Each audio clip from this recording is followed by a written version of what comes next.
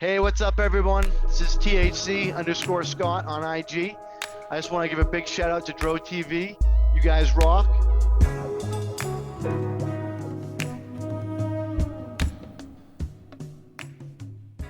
Welcome back to My First Time, the show where our guests get to tell their story of the first time they got high on marijuana. And today I'd like to welcome our guest, Scott, THC Scott. What's happening? Hey, Mike. How you doing? Thanks for having me. Hey, you're welcome. Thanks for coming on Dro TV. You can find more of Scott on Instagram at THC underscore Scott and seeds underscore of green.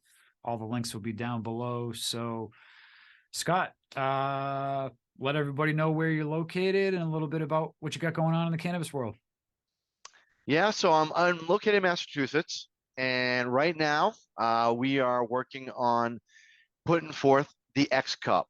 And this is going to be New England's most rigorously tested and judged competition, hands down.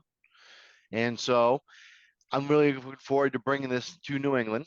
And the exciting thing about this is we're going to do an award ceremony in March at the Mohegan Sun casino, which is a Excellent. great spot here in the local area. If anyone's ever been down there, a lot of fun. People coming in every weekend. And during the Expo Canna conference in March, March 25th and 26th, we're going to have a huge conference there.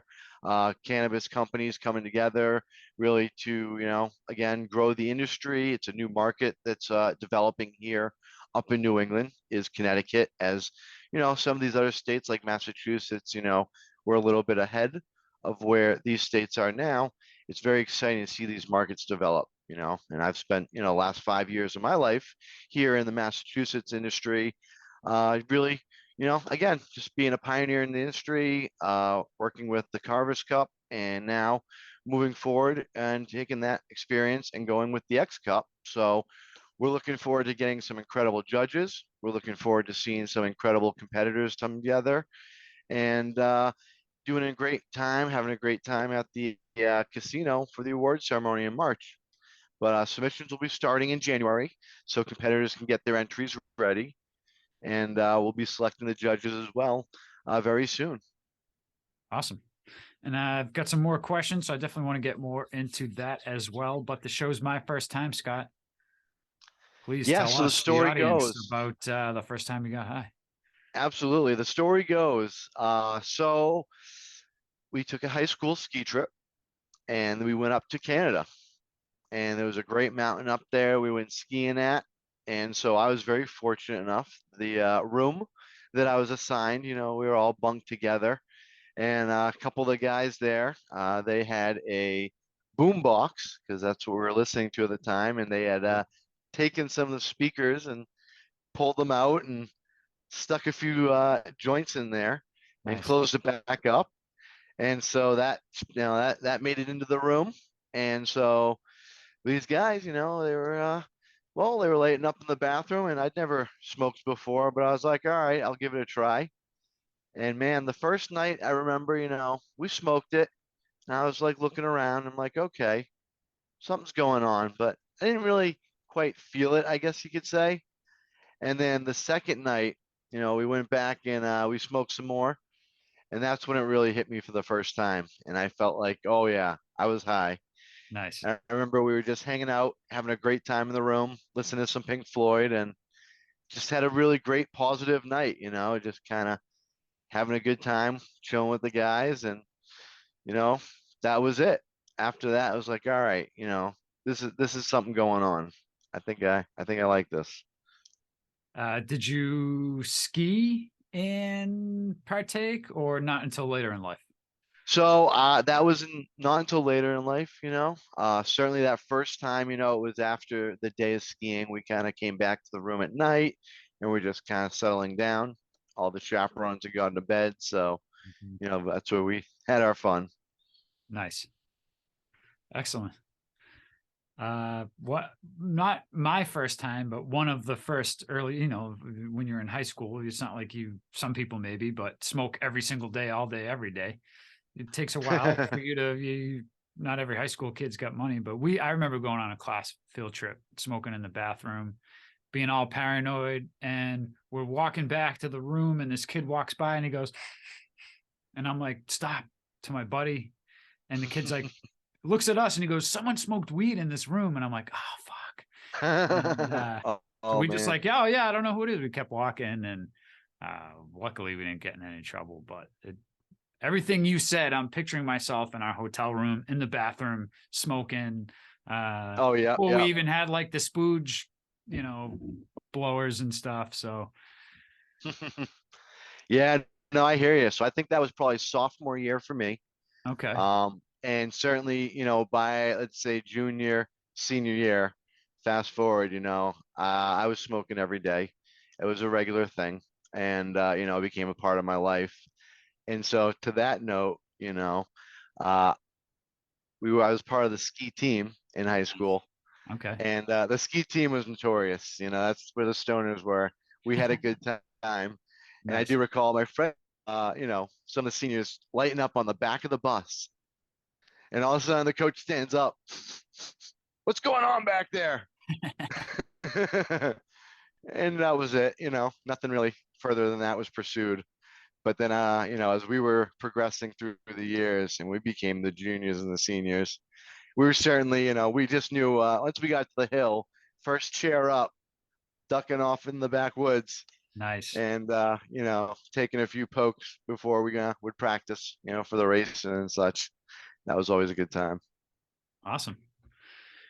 So, what made you want to start the X Cup, and what's your experience behind judging and being involved in some of the cups?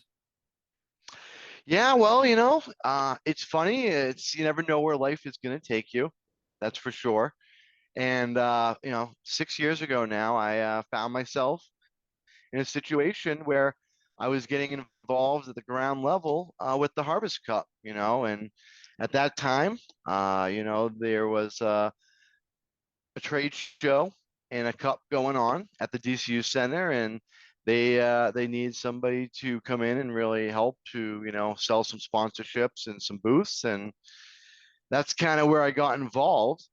But clearly within the first few months of that process, it became clear that there was a need for a lot of organization and structure to really make this type of event happen. And so I was fortunate enough to really draw from my background just throughout my entire life, to bring together, that event the first year with, every piece involved, talking to getting the competitors. We were organizing the judges and really just getting that first year under our belt of, what it takes to execute a competition and expo at a high level.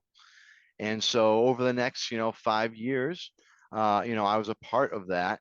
And, certainly 2017, 2019 was quite an experience, Hmm. just growing and building that event and the competition, and just seeing, getting the feedback from the the competitors and the judges, and what was good, what was bad, what we could do better, and again, bringing the whole event together annually, and seeing, just what it took and being a part of that. Of course, in 2020, things took a little bit of a back burner with the way the world stopped, but we picked right back up in 2021, and things were great, and then so now parting ways with the Harvest Cup. I'm looking forward to my new project, which would be the X Cup. And so this is a real opportunity just to again bring a competition to New England where every competitor will be getting a Massachusetts compliance panel run on their entry. Hmm. And so the what this was going to do and allow the home grower to really put their products on the same level as what it takes to get your product on the shelf as a regulated entity in the state. Hmm. And so I'm looking forward to this because I know right now in the state we have lots of regulation, especially in the cultivation area, and a lot of that is in the interest of making products safe and keeping things clean and not contaminated. And so these, barriers are entry to the market, for one thing, have to do with a lot of this compliance to show that the product can be maintained and developed cleanly. And so this competition's open to, anyone who wants to enter.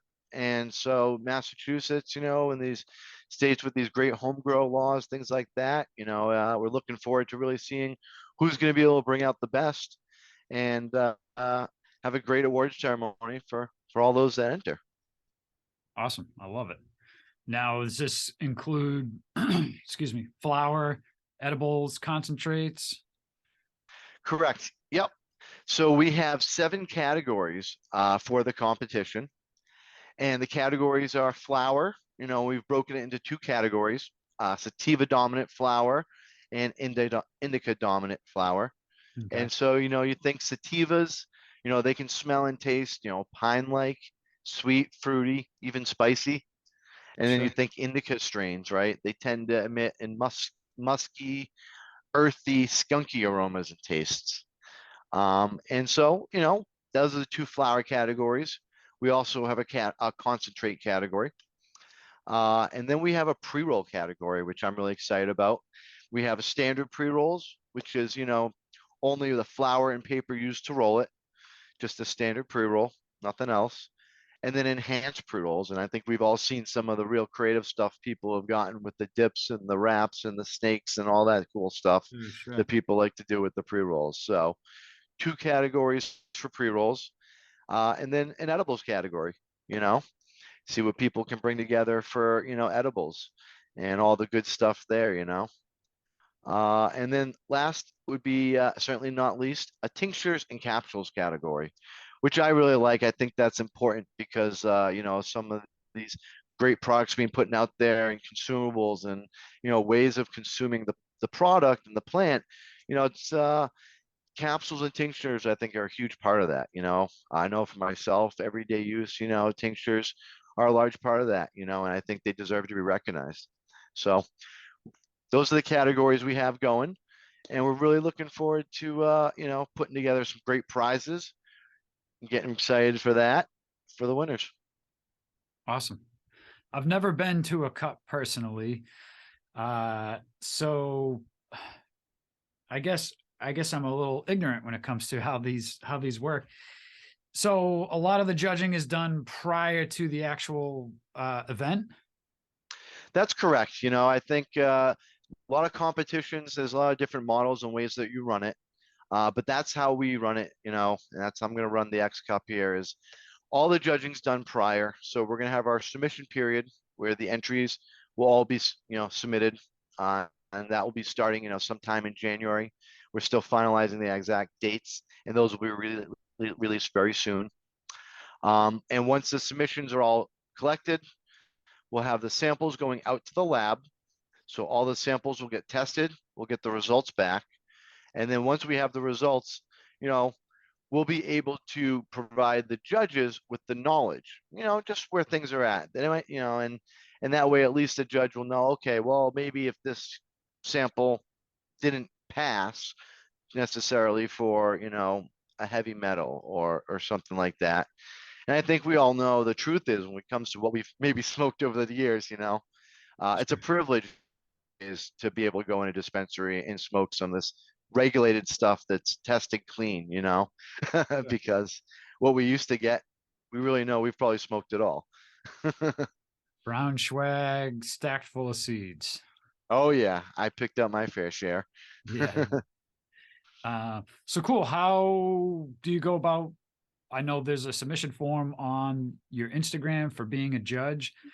How do you go about becoming a judge? What do you look for somebody that wants to be a judge? Yeah, so that's exactly right. We're gonna have an application process, and so it's really I'm looking for people who can share their experience, with cannabis, the plant, the categories that they want to judge, why they think they would be a good judge, and just provide your background experience, kind of like it's like a job interview, so to speak, if you're why you would be a good fit for the job. And so we look at those types of things, and based off of that, we'll be selecting the judges, and then the process will be it's a double blind judging. They'll know nothing other than the sample number essentially about what they're judging. And all the judges, they'll be sworn to secrecy, as to not allow for any types of collusion, things like that. So essentially, once the judges are selected, they'll be sworn to secrecy, and then they'll be getting their judges kits, at which they'll have about a month or so to do the judging of the products, and we'll tally up the scores. And then come March at the Expo Canna conference, we're going to have a X Cup lounge set up. It's going to be a fun weekend at Mohegan Sun, where we'll announce all the winners and really do some great stuff for all the competitors. Awesome. Well, I'm in Florida now, but I'm from Massachusetts, so I love seeing and hearing stuff about what's going on back home, as I say. Hey everybody, I want to quickly mention Food Forest Abundance. Food Forest Abundance is a great way to create your own self-sustaining food forest and naturally occurring ecosystem that's commonly found in nature, but designed specifically for you. Through multiple layers of trees, shrubs, herbs, vines, rhizomes, mushrooms, and perennial vegetables, you can become your own supply chain without the typical maintenance required of a garden. From small spaces to large areas, both urban and suburban, Food Forest Abundance wants us to get back to our roots in nature by engaging with our food production in a meaningful way. For more information, click on the link in the description below and start your journey today. Okay, let's get back to today's episode. So the award ceremony is taking place at Mohegan Sun. I love Mohegan Sun. The Hash House is one of my favorite places to go. If you're ever down there, go check it out. You will not be disappointed.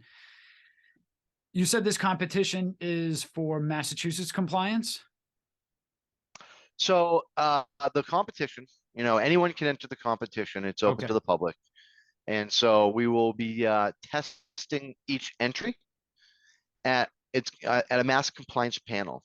Okay. So that means they'll be tested for residuals, heavy metals, things like that, pesticides, contaminants, any of the things that company is required to get by the state law, as far as the anyone who is in the regulated industry, any of these companies that are producing right now in the regulated market. As these markets are expanding, we have new cultivators coming online, new manufacturers coming online, and to sell their product in the dispensary, it has to go through a mass compliance panel of tests. And so that's just a testing panel that is a certain procedure, and then on the sides of all the products are the results, things like that, cannabinoids, those types of things. And so that's one of the benefits that all of our competitors will get with their entry, is their product will get one of those panels, and so I think the home growers, a lot of times they want to run these panels, but they can be quite costly, Sure. And we've partnered up with a great lab in the state, Safetiva, who will be our lab sponsor for the event, for the X Cup and the Expo Canna conference. And they're going to be awesome. We're really excited to be working with them. And so each product will get one of these Massachusetts compliance panels run on their products. And then, individually, the competitors will be able to get those results as part of their submission for the cup. And then we're going to have some great stuff done. We're going to have a professional photo shoot done with each sample, with each of the entries. And we're going to have a beautiful display screen throughout the whole weekend. So all the competitors' entries will be on display for everybody to see, because we always know they put some incredible work into these products, and it needs to be displayed adequately, so everyone really gets a chance to see just how great some of these products are. Awesome. Now, what made you decide on going down to Mohegan Sun? For obvious reasons, it's awesome, but what else? Well, I was not the one who fortunately, was able to establish that. Okay. I attended the Expo Canna conference last year. It was the first year of the conference, and I was there with my seed company, Seeds of Green, and as one of the seed vendors there. Just had an incredible time. Great vibe going on, and was fortunate enough to get introduced to the owner there, west of Jinx Productions and they were incredible people, a great family business. It's been in the industry for 30 years of doing expos, and they have some incredible venues. And they had a good relationship with some shows they've been doing before at Mohegan Sun, and they were able to bring the Expo Canna conference, there last May for the first time. And so just, him being a passionate cannabis guy and with my background, coming from the Harvest Cup, it seemed like a no-brainer to, bring New England's next cup, Right. uh, to the area and host an incredible award ceremony during the weekend of the Expo Canna Conference at Mohegan. Awesome. Scott, we asked a lot of guests this question. What has cannabis done for you? Cannabis has done a lot. It's really an incredible plant, you know. Um, I'm an individual who at 16, was diagnosed with ADD. And, as parents, wanting their best for their kids, at the time, they were recommended, oh, well, we got a medication that'll work, we can put them on it and see how it goes. And so at that point in my life, I was put on Ritalin. And so, a 16-year-old kid, being handed a handful of pills in the morning to, help with your condition, you just really don't understand what's going on. Mm. And, I spent the next 4 years of my life, on that medication, and really experienced kind of the ups and downs of, the effectiveness of being on an amphetamine, for 4 years. But fortunately, I found cannabis, during that time as well. And it helped me as far as I think coping through some of the bad side effects that came from being on those stimulants as a full-time medication. And certainly afterwards, as a transitionary medicine to really help help to manage my condition, ADD, and it helped me with focus, things like that. And continue as just a lifelong medicine to help me in my life. And it's just been a great savior for that respect. I believe this is God's plant. I believe this amazing plant. There's so many things that we can do with this plant. I think we've seen, we know that there are industries that if 100 years ago this plant wasn't demonized and outlawed, these industries wouldn't be existing. For example, like the oil industries, steel industries, paper industries, because we wouldn't have needed them. You Right. know, we could have had one plant that we could have grown fields in 90 days worth of, Mhm. and we could have had all the bioproducts we need to produce all the byproducts that we see where we're living in a petroleum world today. And we wouldn't have need any of that. We could be living in a hemp-based world. And so I think we're seeing a battle for resources right now. And, this plant can take us away from that battle and really elevate the human species beyond these battles for resources. Because Mm. this plant, as we know, can be grown anywhere all around the world in all different forms, whether it be, cannabis for medicine or cannabis for resources.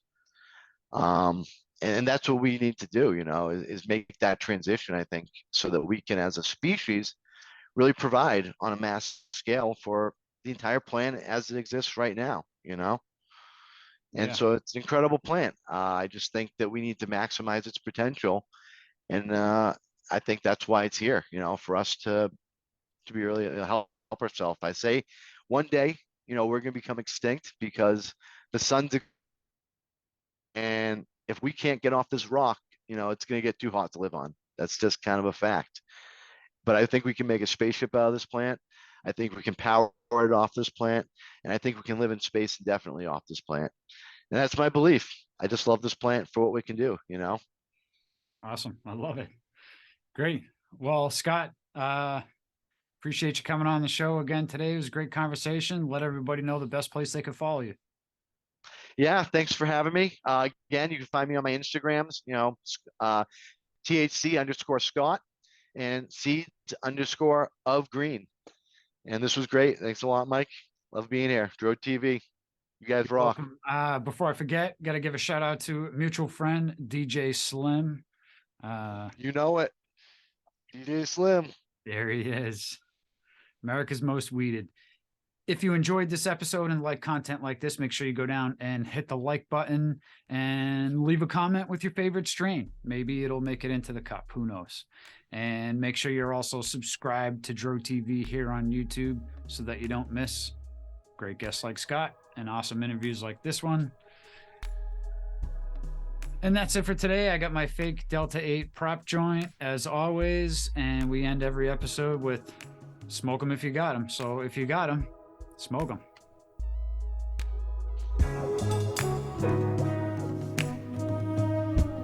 What's up, Dro TV family? You can now stream the audio version of all these episodes on your favorite podcast player. And if you like more episodes like this, check out this playlist we put together over here for you. And if you haven't already, subscribe to us on YouTube. You don't want to miss more great content from Dro TV. Thank you for tuning in, and as always, smoke them if you got them.